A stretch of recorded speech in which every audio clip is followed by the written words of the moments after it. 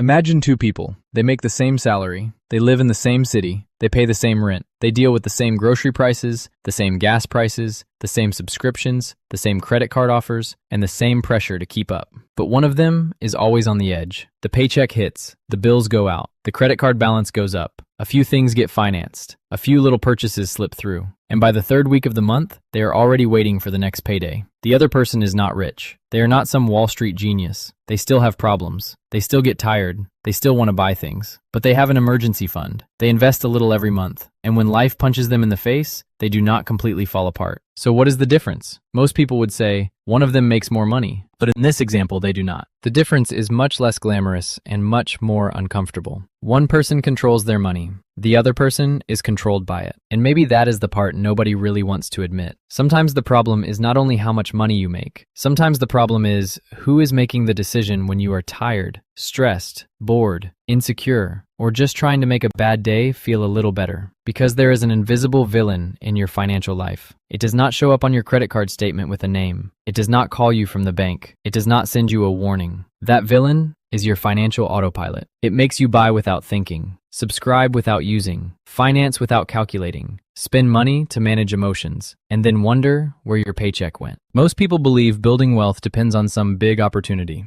a higher salary, a perfect investment, a hot stock, a business idea, a secret only rich people know. But that belief is comfortable because it moves the responsibility somewhere else. If wealth was only about making a lot of money, there would not be high-income professionals drowning in debt. There would not be athletes who made millions and went broke. There would not be business owners with luxury cars and empty bank accounts. The truth is simpler, and because it is simple, it is uncomfortable. Wealth does not start in the stock market. It starts in the tiny gap between wanting to buy something and deciding whether or not you will buy it. The basic formula fits into two sentences. In phase 1, spend less than you earn and invest the difference. In phase 2, spend less than your investments produce and reinvest the difference. That is it. It sounds too simple. And it is simple. But simple does not mean easy. Because the hard part is not understanding the math. The hard part is repeating the math when your emotions want something else. And that is where the real game begins. If you already see that this video is not about cutting every joy out of your life, but about taking back control, hit the like button and subscribe. It helps this video reach more people who are tired of working hard, getting paid, and still feeling like their money disappears. Now let us get into the rules. Rule number 1, the money that disappears is more dangerous than the money you know you are missing. The mini formula is simple. Wrong perception plus small expenses equals a fake financial reality. Most people do not know how much they spend. They think they know, and the gap between thinking and knowing is where money vanishes. You say, I do not even spend that much. But then comes the coffee, the delivery order, the streaming service you forgot about, the app subscription, the convenience fee, the Amazon order, the little $20 purchase that does not feel like a big deal. By itself, it is not a big deal. But repeated every day, it becomes a financial leak. $25 a day is $750 a month. $750 a month is $9,000 a year. Now the small purchase does not look so small. The problem is not coffee. The problem is not takeout. The problem is not buying something you enjoy. The problem is living on autopilot and calling it bad luck. A lot of people have a financial life that looks like a bucket full of holes. They work, they get paid, they pay bills,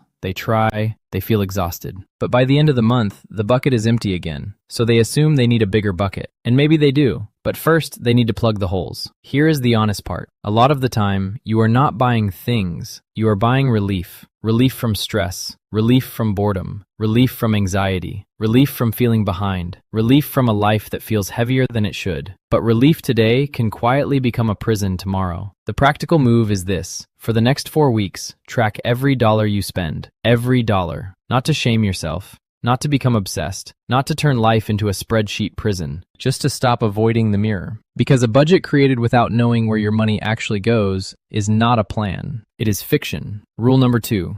If you do not control your impulses, someone else will control your options. The mini formula is uncontrolled impulse plus debt equals lost freedom. This is a hard truth. When you do not control your impulses, you outsource your freedom to the bank, to the credit card company, to the lender, to the car payment, to the job you cannot stand but cannot afford to leave. Financial indiscipline does not first show up as bankruptcy. It first shows up as a lack of choices. You want to switch jobs, but you cannot. You want to say no to a bad offer, but you cannot. You want to take a break, but you cannot. You want to help your family, but you cannot. You want one calm month, but you cannot, because future money has already been promised to past decisions. That is the cruelest trick of unconscious spending. It does not only take your money, it takes your options. Imagine someone makes $4,000 a month and spends $4,200. That person does not really have a $4,000 life. They have a $4,200 lifestyle, funded by debt. Now imagine someone makes $4,000 and lives on $3,600. They have $400 left. Maybe that does not sound like a lot, but it changes everything, because that person created margin. And margin is one of the most important words in personal finance. Margin means breathing room. Margin means you do not panic when the car breaks down. Margin means you have time to think. Margin means you do not accept every bad deal out of desperation. Before any unplanned purchase, ask one question. Does this buy freedom, or does this buy anxiety disguised as pleasure? If the answer is anxiety, wait 24 hours. Impulse hates waiting. That is why waiting works. Rule number 3. Your emergency fund is the wall between you and chaos. The mini formula is emergency plus zero savings equals expensive debt. A lot of people want to start with exciting investments, stocks, crypto, options, real estate, side hustles, high returns. But they do not have enough cash to survive 3 months if life goes wrong. That is like trying to build the second floor of a house before building the foundation. An emergency fund is not exciting. It does not impress people. It does not sound genius. But it keeps a small problem from becoming a financial disaster. A broken phone, a medical bill, a job loss, a car repair, a temporary drop in income. Without savings, everything becomes a credit card balance. Everything becomes a personal loan. Everything becomes interest. And interest is the opposite of freedom. If your monthly expenses are $3,000, your first major target is $9,000. 3 months of protection. Not to get rich, to avoid collapsing. Because before you multiply money, you have to stop bleeding money. And there is an emotional side to this that people do not talk about enough. An emergency fund does not buy luxury. It buys peace. It is the difference between thinking, my life is over, and thinking, this is bad, but I can get through it. The practical step is to keep this money separate. Do not keep your emergency fund mixed with your everyday checking account. Keeping emergency money in the same place as spending money is like putting cookies on the table and saying you are on a diet. Do not rely only on willpower. Create distance. Create friction. Create protection from your impulsive self. Rule number 4. The wrong expert loves when you think money is complicated.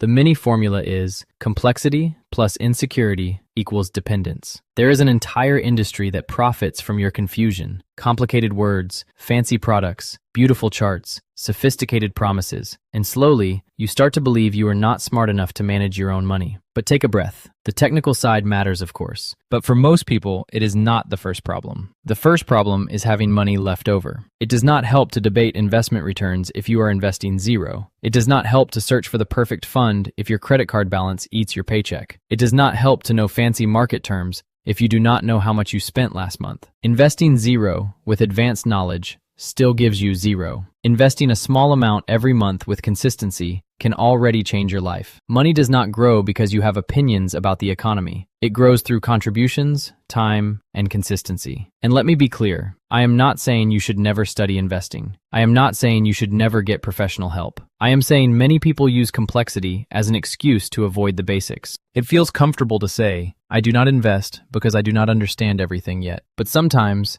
the more honest sentence is, I do not invest because I have not organized my life in a way that leaves money to invest. And that sentence hurts more. Before looking for the perfect investment, answer these questions. How much do I make? How much do I spend? How much is left? How much do I owe? How much cash do I have saved? How much do I invest every month? If you cannot answer those questions, the next investment you need to make is in awareness. Rule number 5. Big goals only work when they become small numbers. The mini formula is distant goal divided into small payments equals possible action. Your brain hates huge goals. When you say, I need to save $30,000, it feels impossible. So you delay. Then you delay again. Then another year passes. But when you break the goal down, it loses its power to scare you. $30,000 in 5 years is $6,000 a year. $6,000 a year is $500 a month. $500 a month is about $17 a day. Now the monster has a size. And when the monster has a size, you can fight it. The problem is that a lot of people confuse a wish with a goal. I want an emergency fund. I want to get out of debt. I want to invest. I want to buy a home. I want to feel secure. That sounds good, but it is not a goal yet. A goal needs a number and a deadline. How much? By when? How much per month? Without that, it is just a wish waiting for motivation, and motivation does not pay rent. Split your financial life into 3 boxes. Short term,